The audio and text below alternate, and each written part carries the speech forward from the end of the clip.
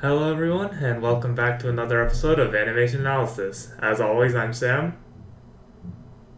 And greetings, my name is Immortal. And good morning and all that. Well, if it's morning when you're watching this, though I don't understand why you would probably get up early to watch your stuff. Anyways, so today we'll be... You don't know, maybe we have that one devoted super fan who's in, Maybe. Australia. Maybe. Who wants to watch Epic Lip Sam Immortal's video at 3 in the morning? Oh boy, 3 a.m.! Wants to watch two adults talk about an internet show that ultimately means nothing. Yeah, we do this for fun, not for views. Maybe. Anyways, so today we'll be talking about Jason Voorhees versus Michael Myers. Now, I do have a bit of personal connection to this one because this is a matchup I've wanted for a very long time. So we're gonna look at the animation and see if it lives up to that hype. What do I do, Immortal? I have really no connection to this fight at all. And yeah, that's about it. I haven't watched the Halloween movies. I haven't watched the Friday the 13th movies. I think the most you know about Myers is the fact he's in Dead by Daylight when I showed you some of the gameplay and played a couple of rounds with you, and I don't think we ever faced him. At least together. I only ever faced what? What was his name? Myers. Yeah, no, I never faced him. Anyway, so with that said, let's get right into the episode. Mother is talking to you. The blackest eyes. The devil's eyes. Kill her. Kill her. I really like the whole setup for this. It feels straight out of a Friday the 13th movie, which I do like a lot. Oh, really?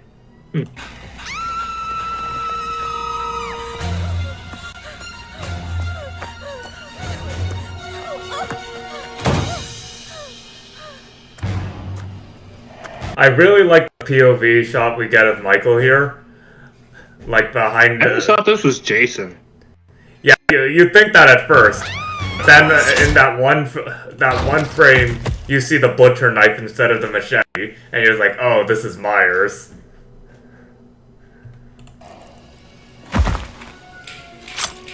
Oh, yeah, another thing I really think is a neat little touch. This is only one of those minor things very few people will recognize.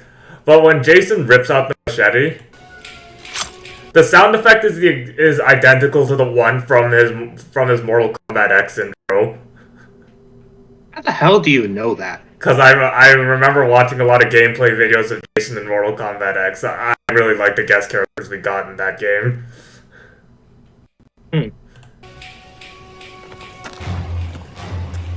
And then this is, like I said, a lot of people might think it's Jason at first. And then this is when it sets in. Oh, wait, it wasn't. Well, you don't know that. Maybe he just backed up to get a better view. I also just love how we get Myers jump scare. He just... It's like...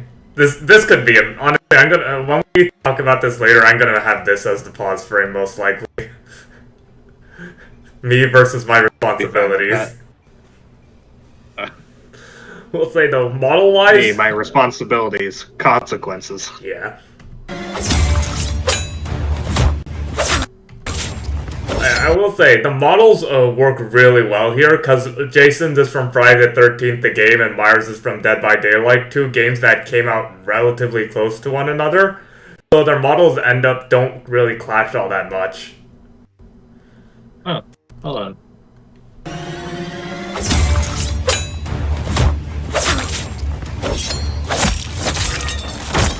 Also, a lot of people missed that the first time, but Jason deadass throws the body back he was dragging at Myers there. Man. Oh yeah, that's the part a lot of people... That transition is very awkward. Yeah, like I'm gonna try going... okay, Jason tackles Myers into the tree, and then we just What's with the smear? I think what they were trying to do was to convey the weird teleportation thing that one of them, they can both, for some reason, do, but it's not conveyed really well. Like, I think what it would have been better is, like, okay, this is personally speaking, like, after Jason tackles Myers into the tree, he, like, winds up for a punch, but in, Myers doesn't like, have an animation. He just disappears instantly, and only to stab Jason in the back or something like that. Yeah. Maybe, but it's not... It just doesn't look good. Yeah, it's unfortunate, and I think this is another thing. This is very fast, like, fighting. You'd think these two would be a little slower in terms of attacking, but... I guess another thing to note is that, another detail I really like here is, you know, as they fight, like, you have Myers here is actually dodging all of the attack, dodging and blocking Jason's attack, while Jason's just tanking every single one of Myers' stabs. Mm-hmm. Okay, awkward transition.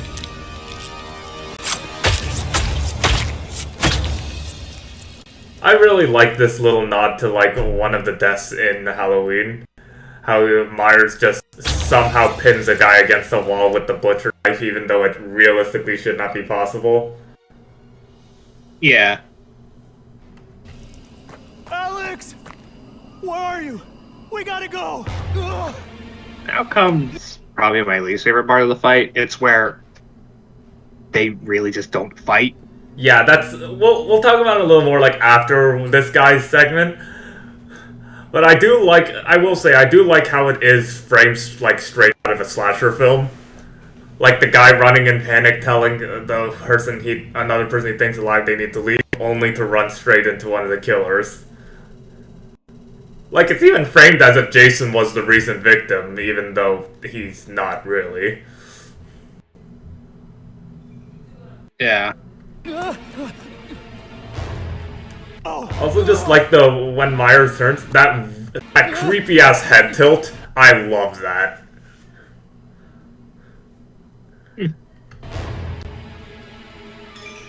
Also, the little finger twitch to show Jason still kicking, really nice. Like, it works well with the music too. Anyways, going on.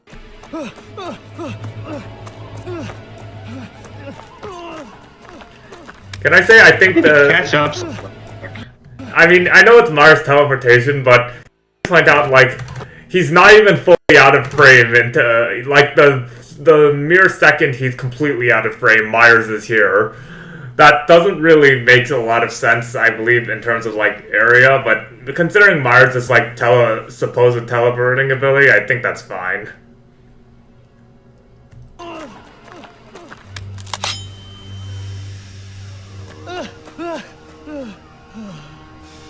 Oh yeah, and I think I don't think I said it, but the girl that Myers kills earlier and the dude here, they're both playable characters in Friday the 13th, the game.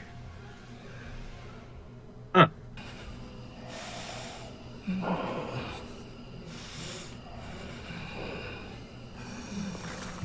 Also, I love how the guy has the classic horror face where it's either I'm terrified or I just shit myself. That does not look good. It's not really supposed to, I believe, but still. And then Myers coming in from the back again with the fire axe. Actually, I just realized, why would there be a fire axe for where you put wood chopping? I don't know. I guess probably it's a model thing, but still. What is that running motion, by the way? It's just the goofiest thing. And like, normally I'd be annoyed at how stupid that looks, but even though it doesn't look anything like it, it feels goofy enough to be like the running cycle for both either Friday the 13th the game or Dead by Daylight. I'm letting it pass. I don't see this fitting in Dead by Daylight at all. It's funny. Oh, Sorry, I just don't. No, I'm not saying it is. It doesn't look anything like it, but it feels dumb enough that it could. And here's a really Is his knife on the tree? Yeah, that was Myers'. That's where he impaled Jason, but Jason's not there anymore. which leads into him getting in the car, and surprise! Yeah, it's the knife in the tree without Jason. It's a really neat little foreshadowing to the fact that Jason got up. I didn't even notice that on my first time through. Yeah, it's one of those small freeze frames that tell you like something's about to happen soon. Like, I also just find it really funny how like he's holding him up like this, and then Myers comes in, just stabs him in the back, and Jason, he just instantly reacts as like, "Can you not right now?" Okay, that's honestly the funniest part of the fight, and I'm fine with it.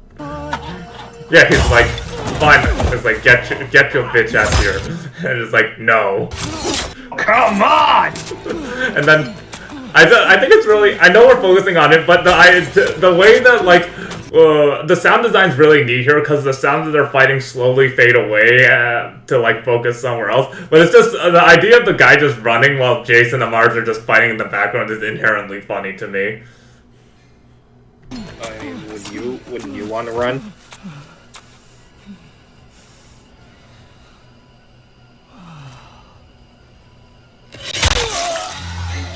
Where does all that blood come from?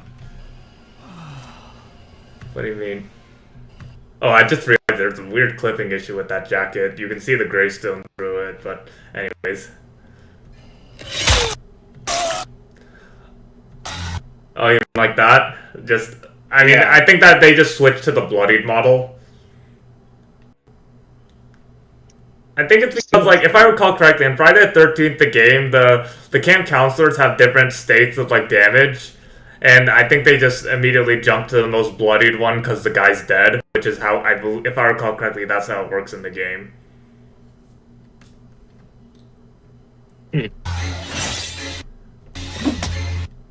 Also, this is I love this bit where he just grabs the axe and he's like, no more of this shit, and just yeets it into the side. He's like, no more of that. And what does Myers do in response after dodging Machete? Grab a tombstone and smash it on Jason's head. First off, where'd he get his knife? And second off, I really don't like that. Before you ask where he got his knife, he's actually holding it here. Oh. Yeah, I'm gonna assume that he probably, like, if you pay attention, like, going back, like, we remember knife was in the tree, and Jason's not on the thing anymore. And he has the knife, so he grabbed the knife a little bit off screen. Yeah. Toss the axe, dodge, and smash. I don't like how casually he does that. Like, it's a slab of rock. It really should have a lot more weight to it. I mean, considering how inhuman these guys are, a slab of rock probably doesn't really weigh much for them.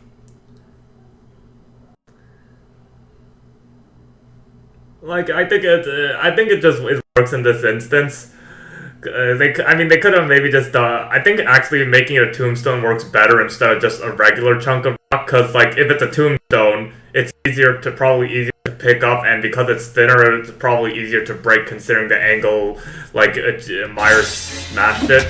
Because, like, if you go back here, he just smashes it, like, the blunt end off. I mean, no, what am I saying, blunt end? The wider side on Jason's head. I think it works here. Oh yeah, and I do like this. Like, considering, like, Myers' whole personality, him slowly shoving someone's face into the other end of a fire axe, that's exactly something he would do. Oh, I really like this scene. It's actually really cool. Oh yeah, and then even though you can tell with how the fight pacing goes, you know who's gonna win now, but it's still really cool what happens here. Kill him, Jason. Kill him. Make I can't believe Leatherface just comes in and kills both of them. Also, this is the only time in the fight we see Jason's eyes, and I really like that. They're noticeably well kept. And then back at butt and stabbing Myers. The first time Myers actually takes damage in the fight. Which actually, again, really works considering the conclusion they come to. And Myers, just that, considering the size of that butcher knife, that thing probably went all the way down into Jason's throat. I wouldn't say it went that far. Maybe just touching it, but yeah. But and then Myers slowly, I love that. I really love this shaking shot of Myers futilely trying to reach out. And Jason just embeds the axe straight into his skull before, actually, yeah, no, Immortal, that thing was definitely in his throat. No, it's trust me on this. Okay, if you say so. But yeah, and then for the coup de grace, he decapitates Myers with his own butcher knife. And I like how this isn't just a killing blow. Jason picks it up, and then just to make sure, because knowing Myers and these types of killers, he could, even just to make sure, he just splits it in half, while leaving the axe left in the tombstone. And then he walks off, and he keeps walking. I don't get why this goes on And for so long. it's still going. It's still going. There we go. Yeah, that ending shot, it feels unnecessarily long. I mean, I get why. Why? Because, considering, Myers is one of the most funny things he does in canon is where some people think he's dead, and then he just sits right back up. So maybe it's the long time is, letting it set in. Yeah, no, Myers is not dead. Myers is dead now. He's not coming back up.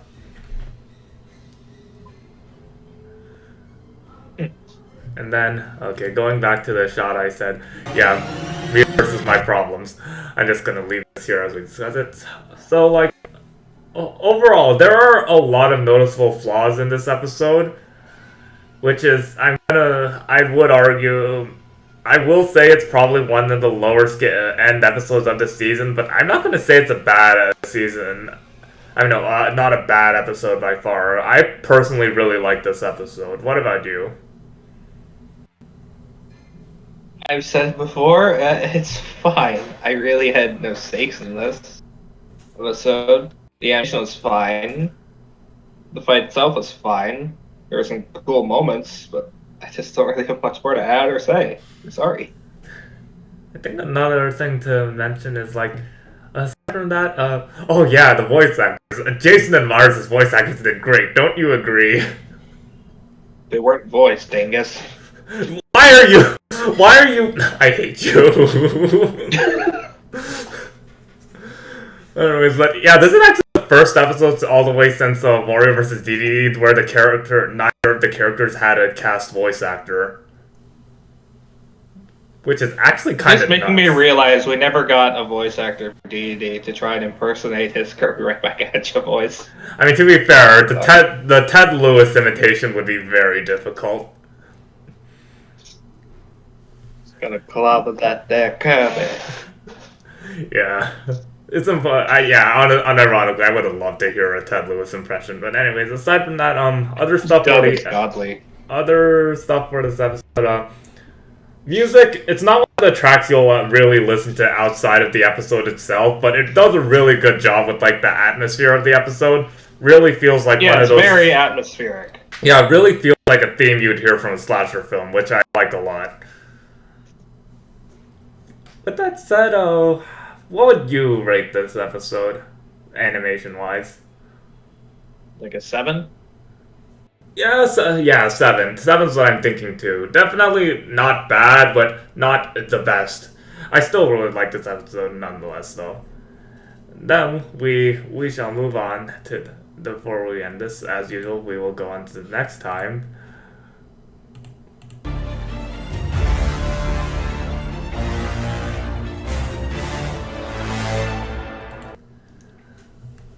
Okay, I know a lot of people do like this matchup, but as someone that's only really watched the Lord of the Rings movie where Sauron didn't really do much, and I know jack about World of Warcraft, I don't really have a lot of stakes in this episode.